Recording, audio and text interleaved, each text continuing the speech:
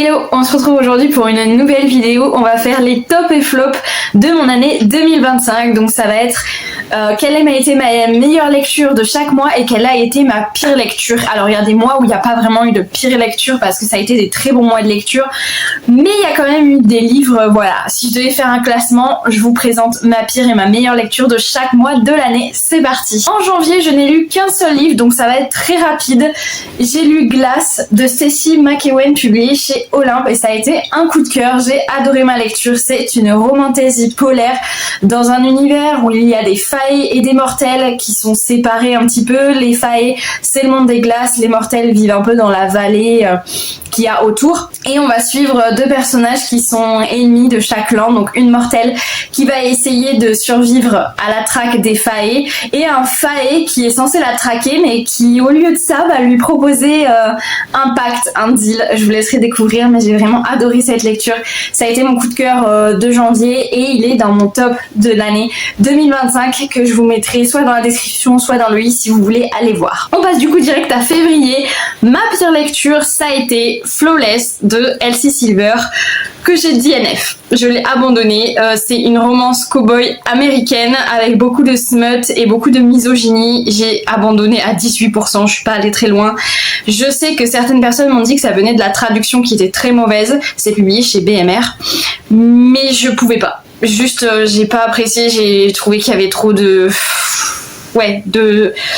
phrases en fait pour descendre la femme, et ça m'a vite saoulée. Donc même si j'adore l'univers cowboy, non. Par contre, ma meilleure lecture, ça a été une romance, mais française. Il s'agit de Bodyguard, le tome 1 de Laura S. Wilde, Lennon, publié chez Hugo New Romance. Il est également dans mon top de l'année 2025 que je vous invite à aller voir. Ça a été vraiment un coup de cœur, je l'ai adoré, je m'y attendais pas du tout à autant aimer parce que c'était soit on n'aimait pas, soit on aimait. Mais moi, ça a été vraiment le coup de cœur ultime. Cette saga est devenue vraiment une saga chouchou de romance. Je les aime trop, je me suis trop attachée à eux. On suit trois frères qui sont jumeaux, dont le 4e tome c'est leur meilleur ami commun, et en fait ils sont bodyguards, donc ils sont gardes du corps, ils font partie de l'agence familiale les Westwood, et dans chaque tome ils doivent, l'un d'eux doit surveiller, enfin protéger une personne, et ça va être une romance à chaque fois. Et dans ce tome 6 que j'ai particulièrement aimé, c'est la protagoniste féminine qui était très très drôle, très pétillante, qui sortait un petit peu des héroïnes dont on a l'habitude dans les romances. Je l'ai vraiment adoré, et puis en plus il y avait le côté un peu cohabitation alors qu'ils s'aiment pas trop dès le début, donc j'ai vraiment beaucoup aimé. Au mois de mars, ma meilleure lecture ça a été le tome 3 de Serpent and Dove, ma saga de romantaisie préférée à l'heure actuelle. Gods and Monsters de Shelby Maureen, je l'ai pas avec moi parce que c'est chez mes parents que j'ai toute la trilogie. J'ai vraiment adoré ce tome 3. En fait, je sais que beaucoup ont été déçus du 2. Mais alors moi, le 2, je crois que c'est mon préféré. C'est hyper bizarre parce qu'à chaque fois que je vois quelqu'un qui fait un avis sur le tome 2, il dit toujours qu'il a été déçu et tout. Et ça a fait que beaucoup de personnes ont abandonné la saga, alors que moi, c'est ma saga de romance fantasy préférée. J'ai autant aimé le 1, le 2 que le 3. Si ce n'est que le 2, j'avoue, est peut-être un peu au-dessus pour moi que les autres. Alors que c'est celui qui est le moins aimé. Bref, je comprends pas, mais c'est pas grave. Et j'ai vraiment adoré ce tome 3 que j'ai lu en mars. J'ai donc fini la trilogie avec des mouchoirs parce que j'étais très triste, mais il y a le spin-off qui m'attend dans ma pile à lire, donc ça va du coup. Mais voilà, excellente romantaisie. On est sur une romantaisie dans un univers qui est un petit peu inspiré de la France ancienne, avec chasse à la sorcière, les églises et tout, les petits villages avec les maisons à colombage, un petit peu comme en Alsace, tout ça. Donc vieille France un peu, et on est sur une romance entre une sorcière et un chasseur de sorcières qui doivent concours de circonstances se marier pour de faux, sauf qu'il ne sait pas que c'est une sorcière. Excellent, je vous jure, allez le lire. Et ma pire lecture du mois, je ne l'ai pas non plus avec moi, mais c'était Under the Ice de Laurea Springs. Ça l'a pas du tout fait. J'ai mis quand même 3,5. Je crois que je descends à 3 parce que j'ai bien aimé vraiment le personnage masculin. C'est ce qui fait que j'ai quand même mis 3 et que j'ai quand même fini le livre. J'y ai trouvé un certain attachement, mais je l'ai revendu depuis parce que vraiment c'est pas vraiment pas une romance en fait qui m'a marquée. J'ai pas trop apprécié la plume, j'ai buté sur certains mots et sur certaines tournures de phrases et je me suis pas trop attachée au personnage. Il y avait beaucoup de smut. Alors j'aurais dû le savoir puisque c'est la trope sex friend to lovers, donc ils vont faire une petite promesse de coucher ensemble juste pour rien, mais finalement ils vont tomber amoureux, voilà. Mais je devais le savoir du coup vu la trope, mais j'ai voulu essayer parce que la protagoniste féminine faisait de la natation et que c'est rare qu'on en trouve dans la romance, et moi c'est un sport que j'adore suivre, mais la protagoniste, voilà, j'ai pas du tout réussi à m'accrocher à elle. En fait ils m'ont vraiment pas marqué, et quand j'ai regardé mes lectures et tout, j'avais même oublié que j'avais lu ce livre, donc on passe maintenant à avril. Ma pire lecture du mois d'avril, ça a été Done and Dusted de Lila Sage. Encore une romance cow-boy américaine, vous allez me dire. Alors, j'adore les romances cow-boy. J'en ai parlé d'ailleurs dans ma dernière vidéo sur laquelle je vous présentais les sorties 2026 qui m'intéressent. J'adore les romances cow-boy, j'adore les ranch romances. Vraiment, en termes de films et de séries, il y en a que j'ai beaucoup aimé dans cette vibe-là. Mais en termes de livres, je n'arrive pas à en trouver qui me plaisent. En fait, il y en a une qui me plaît, mais à chaque fois, je suis déçue parce que souvent, c'est des romances américaines avec beaucoup de smut, et c'est ce qui a fait que j'ai mis 2 ou 2,5 à cette lecture, parce que, ben voilà. Il y avait un peu trop de scènes spicy pour moi. J'ai pas trop aimé le fait que l'homme soit hyper macho et qu'il soit vraiment... c'est moi qui vais t'apprendre ce que c'est que le bon... Voilà, ça j'aime pas du tout. On en revient toujours à la même chose. C'est triste parce que dans les romances cow-boy, c'est toujours pris au pied de la lettre. Le mec doit être super, voilà, et doit être le patron. J'ai pas du tout accroché du coup. Néanmoins, la plume était fluide, donc j'ai quand même lu le livre en entier, et en soi, j'ai pas passé un mauvais moment. Les paysages étaient très beaux et tout, mais voilà. En revanche, ma meilleure lecture de ce mois d'avril a été ma deuxième meilleure lecture de l'année 2025, et il s'agit de The Dead Romantics de Ashley Poston, publié chez E.H. Normalement, si vous avez du coup vu toujours ma vidéo des tops de l'année 2025 pour moi, celle-ci est dedans, puisque c'est devenu une de mes nouvelles romances préférées, et je crois que ça zoome pas dessus. Attendez, parce qu'il y a un problème d'éclairage. Donc là, on est sur une romance assez particulière avec une petite touche de fantastique, et c'est devenu, comme je l'ai dit, un de mes livres préférés de romance parce que je suis vraiment amoureuse de ces personnages, de cette ambiance, de ce qui s'est passé dedans, de tous les messages qui sont passés. On suit une protagoniste qui est prête plume. Donc c'est-à-dire qu'elle écrit des livres pour une personne très connue, mais personne ne sait que c'est en fait elle qui écrit les livres, et elle aime pas du tout la romance, sauf que c'est ce qu'elle écrit, et un jour il y a le nouvel éditeur de la maison d'édition qui va lui dire que en fait il lui laisse 1 mois pour écrire la prochaine romance parce que là ça tarde et qu'elle est sous contrat, donc elle a pas le choix. Sauf que elle est pas d'accord, donc il se frite un peu, et il va se passer un événement tragique dans sa famille, je vous laisserai découvrir quoi, qui va faire qu'elle va devoir revenir dans sa ville natale, retrouver du coup ses proches, sa famille. Et quand elle est dans la maison familiale, il y a quelqu'un qui va toquer à la porte, et quand elle va ouvrir la porte, ce n'est autre que son patron, sauf qu'en fait c'est pas exactement son patron, c'est le fantôme de son patron. Je vous laisserai découvrir ce qui s'est passé, mais voilà. Il faut savoir que Florence, elle voit les fantômes depuis qu'elle est toute petite, donc on va être beaucoup dans cette ambiance-là. Et aussi, il faut savoir que ses parents, toute sa famille est dedans. Ils s'occupent de la maison familiale, qui est en fait une maison mortuaire, donc c'est là où ils font les enterrements, où ils s'occupent des corps et tout ça. Donc il y avait toute une ambiance un petit peu gothique, mais en même temps ça se passe au printemps, donc il y avait les orages, l'odeur de la pluie, les fleurs et tout, enfin c'était vraiment trop bien et incroyable. Ma pire lecture du mois de mai, ça me fait vraiment mal au cœur parce que c'est le livre d'une copine autrice. Il s'agit de Captain Queen de Alex Clark. Malheureusement, je n'ai pas du tout accroché et j'ai DNF le livre. J'ai eu du mal en fait à rentrer dans l'histoire. Je n'ai pas accroché avec la plume. Il y avait vraiment du potentiel, mais j'ai trouvé que ça faisait vraiment... on sentait que c'était le livre, un premier roman. Il y avait un peu d'immaturité dans les personnages, en tout cas de mon ressenti. Mais c'est difficile du coup de parler du livre d'une copine que j'ai pas apprécié, mais c'est le cas. Et je pense que juste ça peut plaire, c'est sûr, à plein d'autres personnes. D'ailleurs, son livre marche hyper bien sur Amazon, trouve son public. Juste, ça n'a pas été mon cas malheureusement. Mais voilà, si jamais ça vous intéresse, sachez que c'est une romance lesbienne, donc ça c'est génial, qui se passe dans le milieu militaire, avec quand même pas mal de tension, il faut le dire. Et ma meilleure lecture du mois, ça a été une surprise parce que c'est pas un livre que je comptais acheter à la base. En fait, je l'ai même eu en cadeau, donc je pensais pas l'acheter parce que c'était pas mon truc. J'aime pas trop la trope de la nounou d'habitude, mais c'est une autrice qui avait une plume très fluide que j'avais déjà lue et que j'aimais bien. Donc je me suis dit, vas-y, pourquoi pas, j'ai envie d'un truc doudou. et ça a été un coup de cœur. Il s'agit de Stairway to Heaven de Delinda Dane, publié chez Hugo New Romance. D'habitude, je n'aime pas... déjà, j'aime pas trop les enfants. Dans la vie de tous les jours. J'aime pas du tout les enfants. Et dans les livres, je suis toujours un petit peu refroidie. Genre, mom single, dad single, c'est pas trop mon truc. Et alors, en plus, si c'est une romance avec sa nounou... Mais alors... Ne jamais avoir de préjugés sur un livre parce que ça a été un coup de cœur.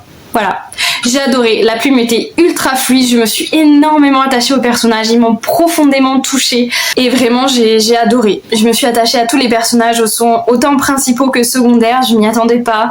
Bon, comme vous l'aurez compris, on suit du coup un homme qui était prêt à tout abandonner, qui se perdait dans la drogue, dans le business, dans la popularité, dans la célébrité, parce que c'est un tatoueur qui avait fait de la télé-réalité autour du tatouage. Et en fait, un jour, il apprend qu'il a une fille. Le bébé est vraiment laissé devant sa porte et la mère, du coup, s'en va. Et il va avoir le choix, en fait, entre laisser cette petite fille, du coup, à l'orphelinat avec des parents qu'elle connaît pas, du coup, sans jamais savoir qui sont vraiment ses parents, ou accepter, en fait, de prendre le rôle de papa et de changer sa vie pour elle. C'est ce qu'il va faire et il va avoir un petit souci au dernier moment. Il va avoir besoin d'une nouvelle nounou et il va du coup prendre sous les conseils de ses amis, enfin plutôt de son ancienne nounou du coup, alors je sais plus les prénoms, Heaven, voilà, qui en fait n'a pas vraiment de diplôme, donc il va avoir pas mal d'appréhension sur elle, mais juste elle adore les enfants et en fait il y a plein d'histoires aussi autour de son passé à elle, de son passé à lui, et c'était vraiment génial. J'ai tout aimé, j'ai trouvé que c'était complet, j'ai vraiment adoré, j'ai ressenti énormément l'alchimie entre les personnages, ça prend son temps, c'était vraiment génial. On passe à juin. Ma pire lecture du mois de juin, ça a été malheureusement Hot Shot de Phoenix BHR que je n'ai plus avec moi parce que je l'ai revendu également quand j'ai fait un tri au milieu de l'année. C'était une romance qui avait du potentiel. Le début, j'ai vraiment apprécié. La plume est très fluide, donc j'étais dedans. Malheureusement, ça a fini en 3 sur 5, mais je pense que je vais descendre à 2 sur 5. Parce que pareil, j'avais presque oublié que j'avais lu ce livre quand je suis allée regarder mes months reading, donc mes templates de chaque mois que j'ai lu. Et en fait, la fin gâche tout. Pour moi, la fin gâche tout le livre. Il n'y a aucun sens. Je sais pas pourquoi, franchement pourquoi. En fait, j'ai beaucoup aimé le début. Au milieu, je me suis dit, bon, il se passe rien, on s'ennuie, c'est lent. C'est censé être sur des pompiers, mais on a quoi, 2 scènes sur cette histoire de pompiers. C'était pas vraiment, en fait, c'était pas développé pour moi tout ce qu'il y avait autour. Et ouais, non, à part l'ambiance pluie et tout, boisé, et comme je dis, le début qui était sympa parce qu'il y avait un peu de tension et tout. Voilà, je suis passée à côté, ça arrive. Ma pire lecture de juillet, ça a été cette bande dessinée dont j'ai même déjà oublié le titre. Malheureusement, ça l'a pas fait. En vrai, c'était mignon et tout, j'ai bien aimé les dessins, c'est pour ça que ça a été un 3 sur 5, mais c'était trop jeunesse à mon goût, je suis passée totalement à côté. Enfin, j'ai quand même passé un bon moment et tout parce que c'était intéressant et mignon, mais trop jeunesse, je me suis pas attachée au personnage et du coup, je continuerai pas du tout la saga. Ma meilleure lecture du mois de juillet, ça a été The Bodyguard de Catherine Center, publié chez Hauteville, dans cette très belle... moi j'aime beaucoup la couverture, je la trouve vraiment très belle. Donc vous l'aurez compris, on est sur la trope du bodyguard, donc garde du corps, sauf que c'est la fille qui va être le garde du corps du gars qui en fait est une célébrité, c'est un acteur très connu. Alors, j'ai vraiment bien aimé cette romance, mais ça a été quand même un 4 sur 5, ça n'a pas été un coup de cœur et ça n'a pas été non plus un 5 sur 5 parce que j'ai trouvé que c'était très fluide parce que justement il n'y a pas beaucoup de description des lieux, ni beaucoup de description du ressenti des personnages, ni de leur expression, donc c'est vrai que c'est beaucoup de dialogue, donc c'est addictif et c'est fluide par rapport à ça. On a quand même un petit peu l'ambiance ranch cowboy, donc c'est ce qui fait aussi que j'ai bien aimé. Si vous avez compris, c'est vraiment un univers que j'aime beaucoup, les cowboys, le truc texan et tout ça. Mais voilà, ça manquait un peu de profondeur malgré tout. Comme je dis, j'ai passé un très bon moment. Je me suis énormément attachée au personnage. J'ai vraiment beaucoup rigolé. J'ai adoré l'ambiance et j'ai vraiment ressenti l'alchimie entre les deux protagonistes. J'ai aimé qu'on est sur un acteur qui n'a rien à voir avec ce qu'on peut imaginer de lui. Et ouais, non, franchement, j'ai passé un très bon moment. Je l'ai lu en vacances, donc c'est un bon souvenir. Même si ça manquait de profondeur pour moi, c'était quand même une très bonne lecture. On passe maintenant à juillet. Donc ma pire lecture du mois de juillet, ça a été As Cold as Summer de Alice des Merveilles, publié chez plume du web. J'aimerais quand même vous montrer les petites illustrations qu'il y a dedans, enfin la petite illustration parce qu'elle est vraiment magnifique et que c'est Aurore Payel qui l'a faite. Donc voilà, c'est très très beau. On est, vous l'aurez compris, sur une romance lesbienne qui se déroule à la fois au passé pendant qu'elles sont au lycée et à la fois au présent quand elles se retrouvent des années plus tard où il y a beaucoup de rancœur et de colère envers elles. Mais on découvre au fur et à mesure du livre exactement ce qui s'est passé. Alors j'ai quand même mis un 3 sur 5. J'ai passé un moment intéressant. Je peux pas dire un bon moment parce que ce livre en fait est très contradictoire au niveau des émotions. Pour moi, il frôle vraiment la dark romance parce que leur relation est très toxique, faut le dire quand même. C'est pour ça qu'à la fois, j'ai quand même apprécié certains moments, j'ai quand même été prise notamment dans le milieu de l'histoire où on commence à en apprendre plus. La plume est vraiment particulière de cette autrice, c'est très immersif, il y a pas mal de descriptions et du coup j'étais bien dedans à chaque fois que j'ouvrais le livre, mais j'étais dérangée par le côté toxique de leur relation, j'étais dérangée par même le fait qu'aucun personnage n'est ni noir ni blanc dans ce livre et ça me perturbait parce que j'ai pas l'habitude de lire ce genre de livre. Et bon, j'ai quand même, comme je dis, apprécié un peu l'alchimie qu'il y a eu entre elles. J'ai bien aimé que ce soit un happy end et en même temps j'ai pas trop aimé la fin parce que je l'ai trouvé un peu bizarre. Donc voilà, vraiment une lecture en demi-teinte. Il y a des choses que j'ai appréciées, d'autres non. J'ai bien apprécié par contre le fait qu'on soit à la fois au passé et au présent. C'était vraiment nécessaire à l'histoire et donc ça c'était cool. Mais voilà.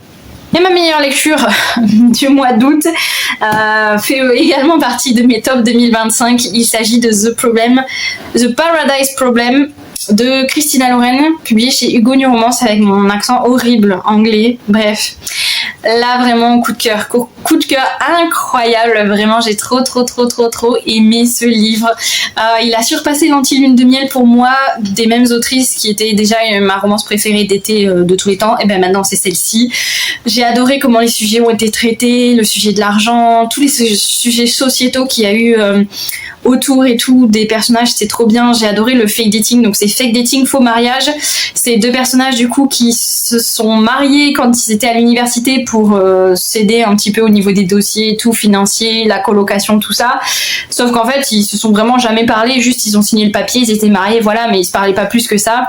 Ils étaient juste mis d'un commun accord parce que lui, c'était le frère du coloc de elle, donc elle lui faisait confiance. Mais en fait, après, ils se sont quittés et 3 ans plus tard, il revient toquer chez elle et il lui demande du coup d'être sa fausse... Enfin, techniquement, ils sont toujours mariés puisque le contrat, c'était sur 5 ans, donc ils sont toujours mariés, mais il lui demande de faire semblant que ce mariage est réel parce qu'il va devoir assister au mariage de sa sœur à lui, avec sa famille qui est très particulière et il faut surtout pas qu'il sache qu'il n'est pas marié parce qu'il y a vraiment des enjeux au niveau de l'héritage de l'entreprise, de sa riche famille et tout ça, et vraiment c'était génial. J'ai adoré la tension entre les personnages. Forcément ça se passe sur une île paradisiaque, donc on était vraiment plongé dedans, ça faisait du bien. C'est à lire en été forcément, mais bon, j'ai envie de dire c'est à lire toute l'année parce que c'est un de mes coups de cœur. Mais vraiment, les Christina Lauren ont une plume délicieuse que je dévore à chaque fois comme du chocolat. C'est aussi bon que le chocolat, leur plume, voilà. J'ai vraiment adoré cette lecture. Là, on passe à septembre, mais septembre, ça a été, je pense, mon meilleur mois de lecture de toute l'année parce que j'ai eu aucun livre en dessous de 4. En fait, j'ai eu que des bonnes lectures en septembre. Donc, ma pire lecture, c'est Campus Agency de Lily Bay, mais ce n'est pas du tout une mauvaise lecture. J'ai adoré ce livre. Ça a été à une 4,25 sur 5. Et c'est la pire note que j'ai donnée au mois de septembre. C'est pour dire que voilà, j'ai eu des très bonnes lectures. J'ai vraiment beaucoup aimé ce livre, donc je peux pas vous en faire un flop, en fait, parce que j'ai adoré. J'ai vraiment découvert une saga. J'ai déjà lu le tome 2. J'ai hâte du tome 3 qui sort en avril 2026. C'est un fond de famille vraiment exceptionnel. Je suis pas très romance universitaire d'habitude, mais celle-ci, ce sont vraiment des bonbons. C'est doudou, c'est vraiment le genre de livre que tu as envie d'ouvrir pour avoir du baume au cœur. Et c'est vraiment hyper agréable. J'aime bien aussi le fait qu'on mêle romance universitaire et enquête. À chaque tome, il y a une enquête un peu policière et j'aime beaucoup ça parce que ça rajoute du suspense. J'ai beaucoup aimé le personnage masculin notamment. J'ai beaucoup aimé le côté aussi original de Maddie, du coup la protagoniste qui a la faculté de déceler les micro-expressions des humains du coup. Donc c'était vraiment hyper intéressant comment ça a été abordé et tout ça. Je m'attendais pas du tout à la fin. Moi je me suis fait avoir. Enfin j'ai pas mis coup de cœur ou 5 sur 5 parce que voilà, il y a eu des petits moments un peu plus pas ennuyeux mais c'est surtout le début qui a mis du temps à se mettre en place. J'ai vraiment attendu la page 100 pour être à fond dedans. Mais sinon, voilà, j'ai quand même vraiment beaucoup aimé cette lecture. Ma meilleure lecture du mois de septembre n'est autre que le tome 2 d'Emily Wilde, l'Atlas des autres terres d'Emily Wilde de Heather Fawcett, publié chez Sabran Éditions, qui est une collection de 2 Saxus. Si vous ne le savez pas, enfin si vous n'avez pas vu mes dernières vidéos, il est juste là derrière, le tome 1. C'est ma meilleure lecture de l'année 2024 et j'ai attendu, oui, un certain temps pour lire le tome 2 parce que en même temps j'avais peur de moins aimer parce que le tome 1 avait été un tel coup de cœur et en fait j'ai autant aimé le tome 2.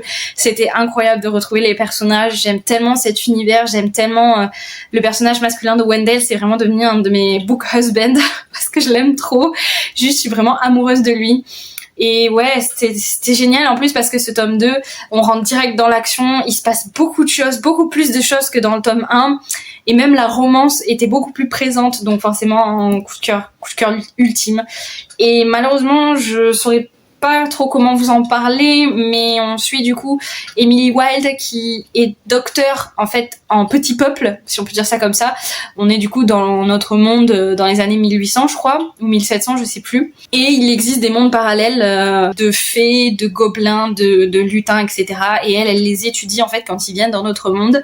Ils sont pas toujours très gentils, hein, faut le savoir. Et c'est une romance entre elle du coup et un de ses collègues qui ne devait pas la suivre dans le tome 1 mais qui s'est invité dans le voyage. Mais lui aussi, il a quelque chose de très particulier que je vous laisserai découvrir. Octobre a été mon mois de lecture le plus mauvais parce que là, contrairement à mois de septembre, j'ai eu qu'une seule lecture au-dessus de 4 sur 5. Et ça a été Brume, le tome 4. Donc c'est une saga de bande dessinée jeunesse qui est absolument adorable et vraiment super bien dessinée et hyper drôle. Si vous aimez les Pixar, si vous aimez les Disney, foncez lire cette bande dessinée parce que ça a totalement la vibes. C'est écrit et dessiné par Karine Hinder et Jérôme Pelletier et c'est inspiré un petit peu des contes de Bretagne, donc c'est un petit plus français qu'on adore, donc c'est publié chez Glénat. Et c'est ma meilleure lecture que j'ai mis du coup 4 sur 5.